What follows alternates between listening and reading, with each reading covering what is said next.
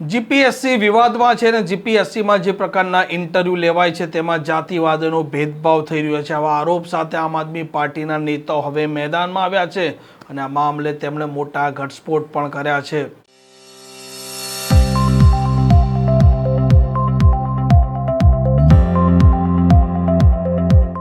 નમસ્કાર, આપ જોઈ રહ્યા છો હોટલાઇન ન્યૂઝ. અત્યારે જીપીએસસી છે તે ખૂબ વિવાદમાં છે અને જીપીએસસીના ચેરમેન છે પૂર્વ આઈપીએસ હસમુખ પટેલ અત્યારે જે પ્રકારના આરોપ લાગી રહ્યા છે કે જીપીએસસીમાં જે પ્રકારે એસટી એસસી અને ઓબીસી સમુદાયના ઉમેદવારો મૌખિક ઇન્ટરવ્યૂ આપવા જાય છે તે સમયે તેમના સાથે ભેદભાવ થાય છે, તેમના સાથે અન્યાય થાય છે અને મામલો હાલ ગુજરાતમાં ચર્ચામાં પણ છે અને આમ આદમી પાર્ટીના નેતા પણ હવે મામલે એક પછી એક ખુલાસા કરી રહ્યા છે. જે રીતે ગુજરાત પબ્લિક સર્વિસ કમિશનની આખી જે ભરતીઓ થઈ રહી છે શંકાના ઘેરામાં આવી રહી છે.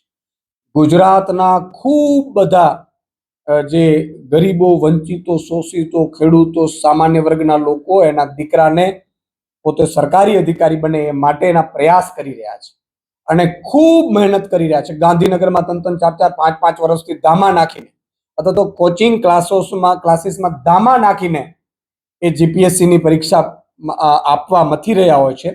ત્યારે આ જીપીએસસીમાં હમણાં જે ઇન્ડસ્ટ્રીયલ સેફ્ટી એન્ડ હેલ્થ ઓફિસરની જે આઈએસએચઓની જે ભરતી થઈ એમાં જે પેનલમાં બેઠેલા વ્યક્તિ જે જીપીએસસીની પેનલમાં બેઠે છે એ બીજે મોક ઇન્ટરવ્યુ કરી આવે છે અને એને પાછું પેનલમાં બેસવા દેવામાં આવે છે અને એને હજી રદ કરવામાં નથી આવી ભરતીને.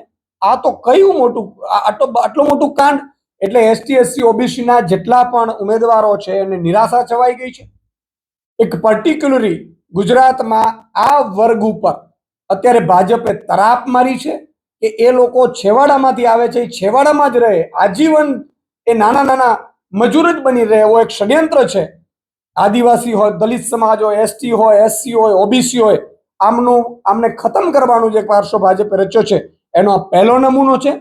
આમને આ ભરતીમાં પણ રદ કરવી જોઈએ આ ભરતીઓ અને આવી ભરતી નેક્સ્ટ ટાઈમ પણ આવી રીતે ન થાય એવી ખાતરી ગુજરાતની જનતાને ભાજપ સરકારે આપવી જોઈએ. પ્રકારના સમાચાર, પ્રકારના અહેવાલ માટે હોટલાઇન ન્યૂઝની ચેનલ જોવાનું અને સબસ્ક્રાઇબ કરવાનું ભૂલતા નહીં. નમસ્કાર. આવા પ્રકારના વિડીયો તમને જોવા ગમતા હોય તો હોટલાઇન ન્યૂઝ ચેનલને લાઇક, શેર અને સબસ્ક્રાઇબ કરો.